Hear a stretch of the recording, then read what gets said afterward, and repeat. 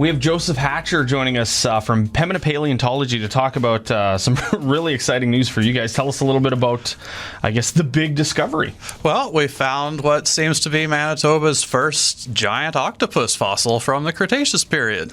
So tell us a little bit about this, because like the big claim to fame here in southern Manitoba is, of course, Bruce the mosasaur, right? So like how impactful is this new discovery?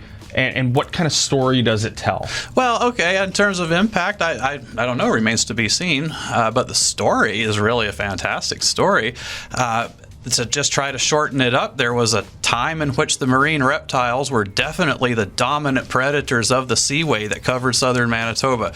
Bruce and his other mosasaur friends were without a doubt the dominant species here.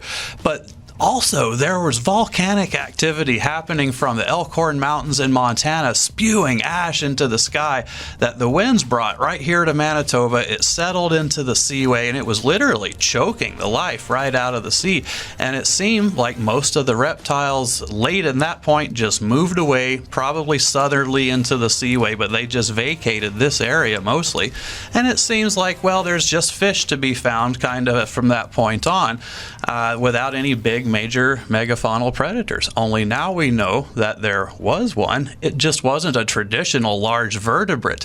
It's an invertebrate animal, an octopus, which doesn't have any bones, so that makes the fossils almost impossible to happen. And so we were extremely lucky and thus very excited when we found one. So when that process started to happen, tell us a little bit about the discovery and like the excitement. What happened through that? Well, through the actual discovery, it was a little bit just actually a mundane dig for us at the time, because we thought it was a regular squid, something that we'd seen before.